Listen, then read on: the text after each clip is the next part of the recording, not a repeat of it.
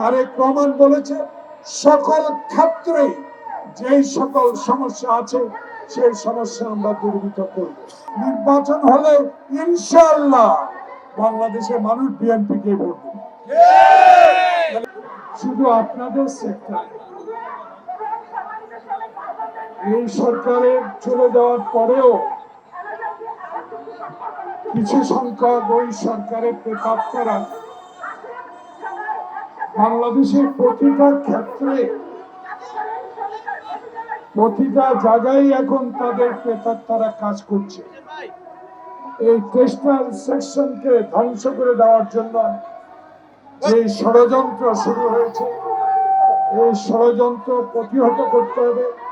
তার পথ একটি, সেই পথ হলো আগামী নির্বাচনে বাংলাদেশ জাতীয়তাবাদী দলের যে 31 দফা, বাংলাদেশ জাতীয়তাবাদী দলের যেই সকল কর্মসূচি, সেই সকল কর্মসূচিকে সফল করে এই সরকারের অধীনে একটি সুষ্ঠু নির্বাচন যদি আপনারা উপহার দিতে পারেন, তাহলে বাংলাদেশের জাতীয়তাবাদী শক্তি যারা এই টেক্সটাইল সেক্টরকে ধ্বংস করছে তাদের বিরুদ্ধে রুখে দাঁড়াতে পারবে।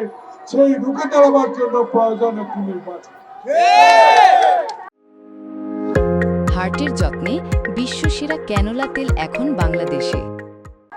সেই নির্বাচন বানচালের বহু ষড়যন্ত্র চলছে, শুধু টেক্সটাইল নয়, প্রতিটা ক্ষেত্রে। বাংলাদেশে গণতন্ত্র হত্যা করেছিল যে দলটি, বাংলাদেশের সংবিধান লঙ্ঘন করেছিল যে দলটি, বাংলাদেশের সাংবিধানিক প্রতিষ্ঠান নির্বাচন কমিশনকে যারা ধ্বংস করে দিয়েছিল, যারা 1 মিনিটে বাকশাল কায়েম করতে পেরেছে, যারা 1 মিনিটে সকল সংবাদপত্র বন্ধ করে দিতে পেরেছে, সেই প্রেতাত্মারা আসল প্রেতাত্মা বিদায় নিলেও পলাতক হলো তাদের দোসরেরা বাংলাদেশে এখনো আছে।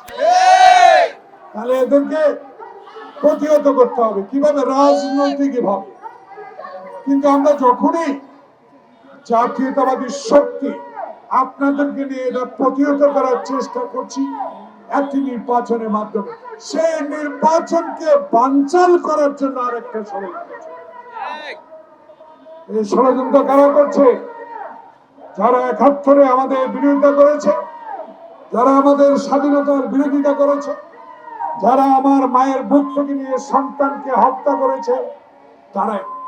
তাই তাদেরকে নিয়েও আজকে সতর্ক আপনাদের থাকতে হবে, যাতে তারা আগামী ফেব্রুয়ারি প্রথমার্ধে যে নির্বাচনটা হবে সেই নির্বাচন যেন বানচাল করতে না পারে। আপনাদের স্বার্থ, আপনাদের কর্ম, আপনারা সবচেয়ে শিক্ষিত লোক, ডিপ্লোমা ইঞ্জিনিয়ার, আপনাদেরকে অবহেলা করার কোনো কারণ নাই। তারেক রহমান বলেছে সকল ক্ষেত্রে যেই সকল সমস্যা আছে সেই সমস্যা আমরা দূরীভূত করব। তাই আজকে মহাসচিব মহোদয় ভিতরে আছেন, তার একটা অনুষ্ঠান আছে। আমি যেহেতু নেতৃবৃন্দকে অনেকে বক্তব্য দিতে পারেন নাই, যেহেতু আমাদের বড় নেতা ভিতরে আছেন, উনি কথা বলবেন, তাই আপনাদেরকে অনুরোধ জানাবো, বিশৃঙ্খলা সৃষ্টি করা যাবে না নির্বাচনের আগে। মনে রাখতে হবে আপনাদের এই সুযোগ গ্রহণ করবে ওই প্রচারতারা। তাই আপনারা যে কোনো কর্মসূচি নিতে নির্বাচন যাতে ব্যাহত না হয় সেদিকে লক্ষ্য রাখবেন। নির্বাচন হলে ইনশাআল্লাহ বাংলাদেশের মানুষ বিএনপি কে ভোট দেবে। তাহলে বিএনপি ইতিমধ্যে আমরা বলে দিয়েছি যে আমাদের একটি, আমরা গণতন্ত্র রক্ষা করব, সুশীল সমাজ করব, বাংলাদেশের মানুষ যাতে 2 বেলা খেতে পারে সেই শিক্ষা, সেই স্বাস্থ্য, সব ক্ষেত্রে আমরা ইনশাআল্লাহ সজাগ থাকবো। সবাইকে ধন্যবাদ। আসসালামু আলাইকুম।